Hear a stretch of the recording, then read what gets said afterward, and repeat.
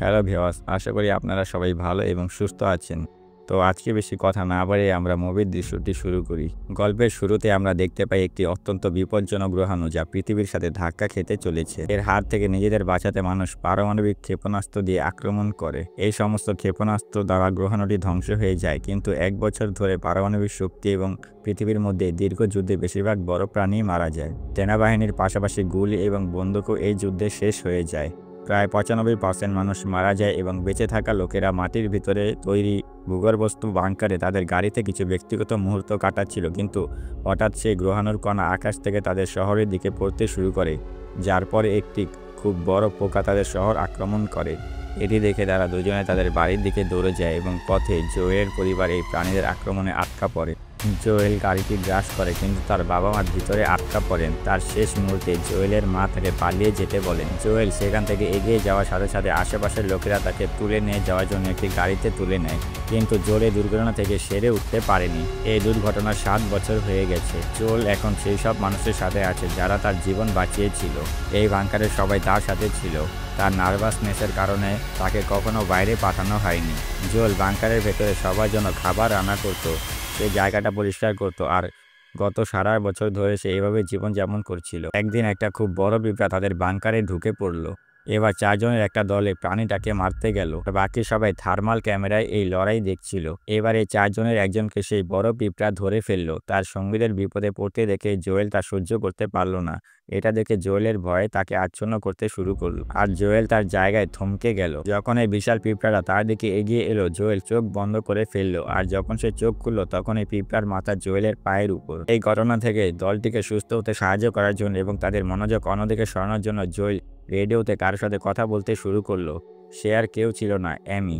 7 বছর আগে ঘটে যাওয়া সেই দুর্ঘটনায় এমিও বেঁচে গিয়েছিল, কিন্তু অ্যামির কলোনি এখান থেকে অনেক দূরে। আর 7 বছর আগে যখন তারা দুজনে খুব আনন্দের সাথে একে অপরের সাথে কথা বলছিল, তখন হঠাৎ রেডিও বন্ধ হয়ে গেল। আজ জোয়েল মৃত্যুর মুখোমুখি হওয়ার ব্যাপারে একটু চিন্তিত ছিল এবং সে তার পুরো জীবন বাংকারে বসে মৃত্যুর অপেক্ষায় কাটাতে চাইছিল না। জোয়েল তার সঙ্গীদের বলেছিল যে সেখানে পৌঁছাতে কমপক্ষে 7 দিন সময় লাগবে, আর একজন প্রশিক্ষিত ব্যক্তি হয় সেও সেখানে 3-4 দিনের বেশি টিকে থাকতে পারবে না। তুমি 1 ঘন্টার মধ্যে মারা যাবে, ছেলে। কিন্তু জোয়েল তার মন স্থির করে ফেলেছিল, অথবা সে এখানে কেবল একটি বোঝা, কিন্তু বাস্তবে তা নয়। জোয়েলের বন্ধুরা তাকে অনেক ভালোবাসত। তারা তাকে সাহায্য করার জন্য একটি মানচিত্র তৈরি করেছিল যাতে সে এমির কাছে পৌঁছাতে পারে। এখন জোয়েল এত বছর পর সেই কলোনি থেকে বেরিয়ে এসেছিল। সে কাছের একটি বাড়িতে লুকিয়ে থাকার জন্য পশ্চিমে এমির কলোনিতে গিয়েছিল, কিন্তু সেখানে পুকুরে একটি বড় ব্যাঙ ইতিমধ্যে উপস্থিত ছিল।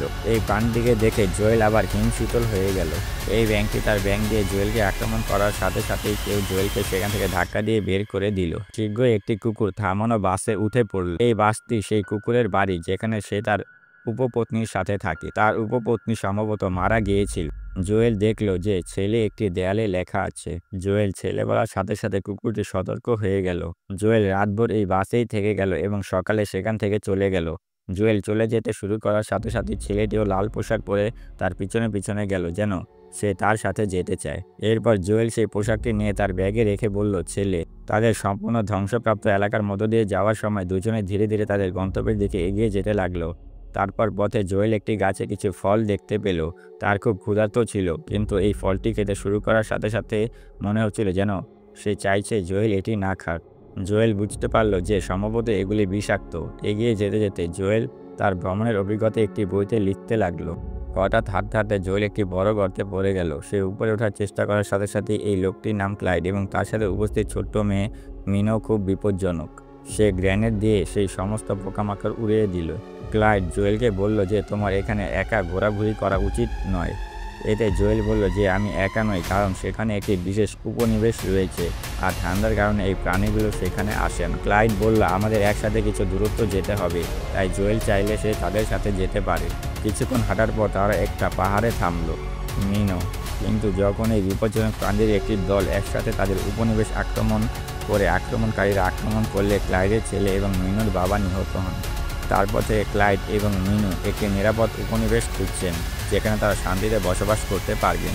তাই তারা শীঘ্রই সেখান থেকে চলে যান। আসলে মিনু এবং ক্লাইড দীর্ঘদিন ধরে পৃথিবীতে বেঁচে আছেন, তাই তারা প্রাণী সম্পর্কে অনেক কিছু জানেন।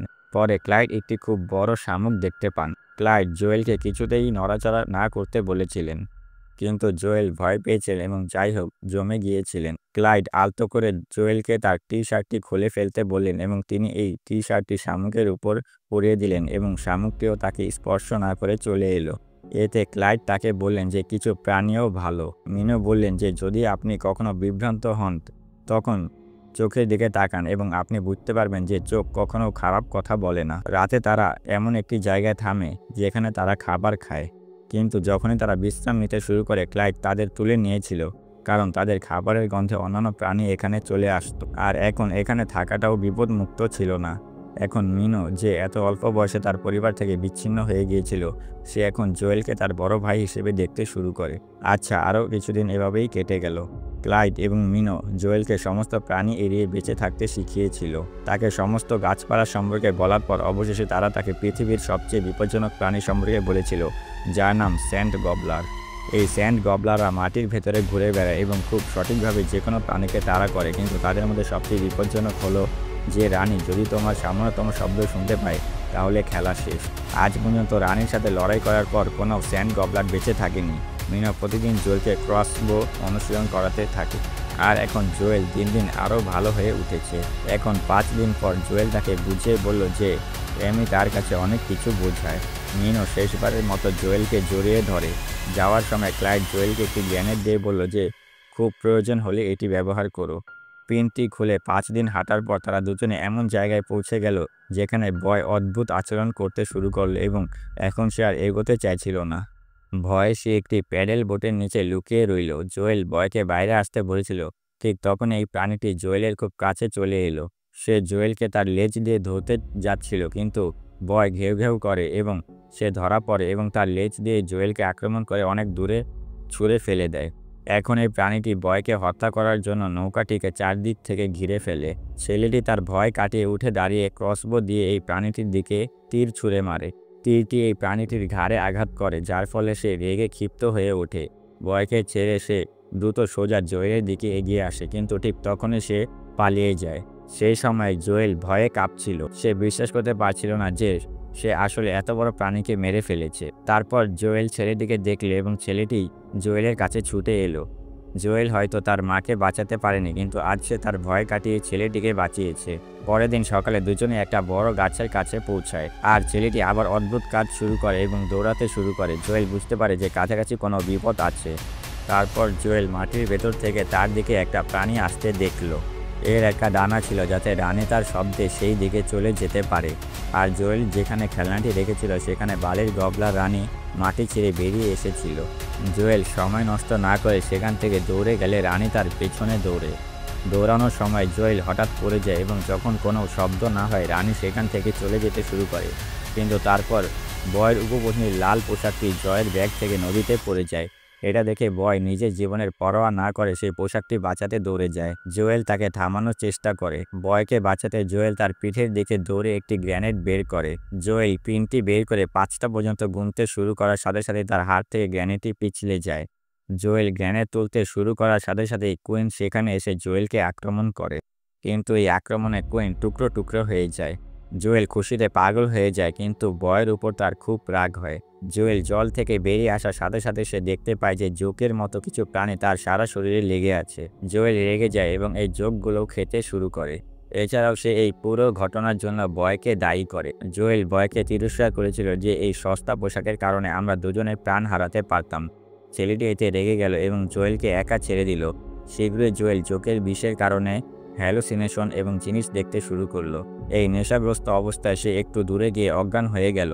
তারপর সে একটি গাছ দেখতে পেল যা বিষ নিরাময় করতে পারে।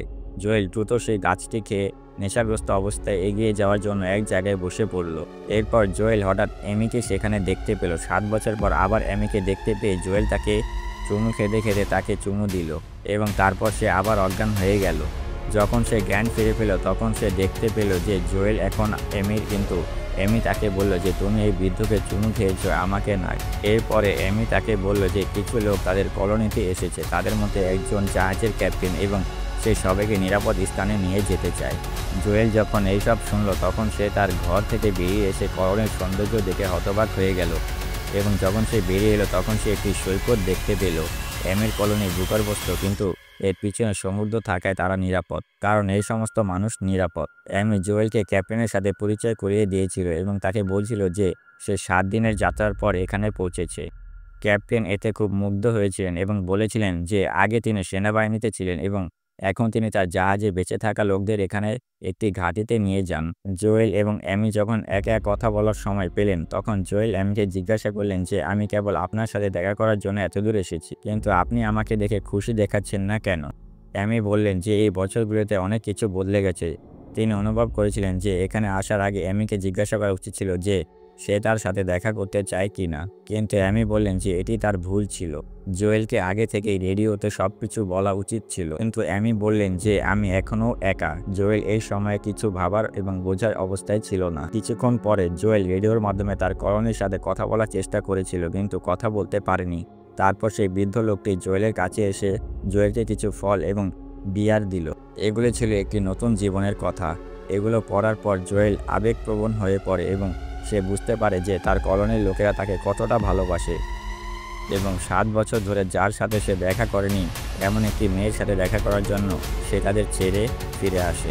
তারপর রেডিওতে জোয়েলের কলোনি থেকে একটি বার্তা আসে। তারপর তারা জানায় যে জোয়েল চলে যাওয়ার পর সেখানে অনেক আক্রমণ হয়েছে এবং সেই কলোনি আর নিরাপদ নয়।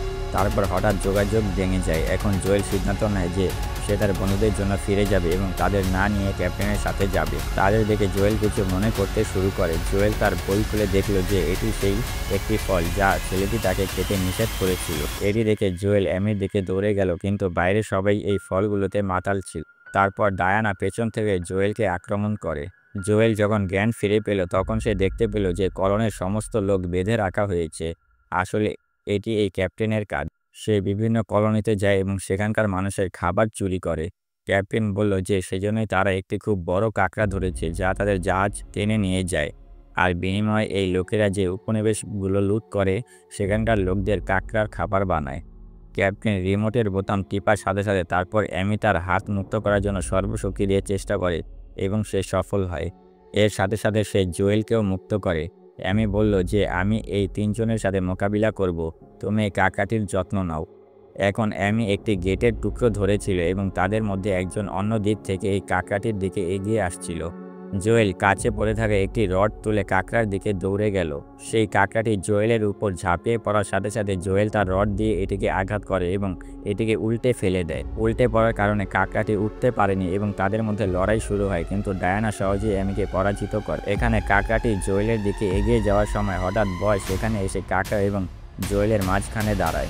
বয়কে দেখে কাকড়াটি একটু ভয় পেয়ে যায়। তারপর ক্যাপ্টেন নিজেই নেমে এসে অ্যামিকে এত জোরে আঘাত করে যে সে অজ্ঞান হয়ে যায়। অন্যদিকে গ্রেনেডের আঘাতে কাকড়াটি খুব রেগে যায় এবং সে ক্যাপ্টেনকে হত্যা করার জন্য এগিয়ে যেতে শুরু করে, কিন্তু ক্যাপ্টেন আবার তাকে ধাক্কা দেয় এবং কাকড়াটি পড়ে যায়। তারপর জোয়েল বয়কে তার নিরাপত্তার জন্য অ্যামির কাছে যেতে বলে। সেটি কোনোভাবে অ্যামিকে জাগানোর চেষ্টা করে। পাওখাকে দেখে 3 চোরই সেখান থেকে চলে গেল, আর এখন এই প্রাণীটি একের পর এক জোয়েলকে আক্রমণ করছিল। তারপর অ্যামির জ্ঞান ফিরে এলো। জোয়েল হঠাৎ মিনোর কথা মনে পড়ল, যা বলেছিল যে কোনো প্রাণীর চোখের দিকে তাকালেই বোঝা যাবে যে এটি খারাপ কি না। জোয়েল এই প্রাণীটির চোখে কেবল ব্যথা দেখতে পেল যা শিকল থেকে বেরিয়ে আসছিল, যার সাহায্যে এটি বারবার ধাক্কা খাচ্ছিল। জোয়েল কাছে এসে দাঁড়িয়ে রইল। সে বলল, আমি জোয়েলকে আমার স্বাধীনতার জন্য ধন্যবাদ জানাতে চাই, এবং তারপর সে ক্যাপ্টেনের জাহাজের দিকে এগিয়ে যেতে লাগলো। ক্যাপ্টেন ততক্ষণে জাহাজে পৌঁছে গিয়েছিলেন এবং তার রিমোট দিয়ে কাকড়াটিকে ধাক্কা দেওয়ার চেষ্টা করেছিলেন। এখন সে বুঝতে পারল যে তার মৃত্যু ঘটতে চলেছে। এরপরে কাকড়াটি তাদের 3 জনকে একে একে জীবন্ত খেয়ে ফেলে এবং তাদের জাহাজটিও ধ্বংস করে দেয়। এইসব করার পরে জোয়েল এখন তার উপনিবেশে ফিরে যেতে প্রস্তুত ছিল, কিন্তু জোয়েল বলল যে আমার বন্ধুদের আমার প্রয়োজন, তাই আমাকে যেতে হবে। জোয়েল এই প্রাণীদের বিরুদ্ধে লড়াই করার জন্য অ্যামিকে তার লেখা বইটি দিয়েছিল, যেখানে সে তাদের সকলের দুর্বলতা লিখেছে। জোয়েল অ্যামিকে ধন্যবাদ জানিয়েছে কারণ তোমার মতে অ্যামির দ্বিতীয় মৃত্যু সেই বইটিতে আছে। বন্ধুরা, এই ছিল আজকের গল্প। দেখা হবে পরবর্তী ভিডিওতে। ভিডিওটি কেমন লাগলো তা অবশ্যই কমেন্ট করে জানাবেন, আর ভিডিওটি ভালো লাগলে অবশ্যই একটি লাইক দিয়ে চ্যানেলটি সাবস্ক্রাইব করে দিবেন। সম্পূর্ণ ভিডিওটি দেখার জন্য অসংখ্য ধন্যবাদ।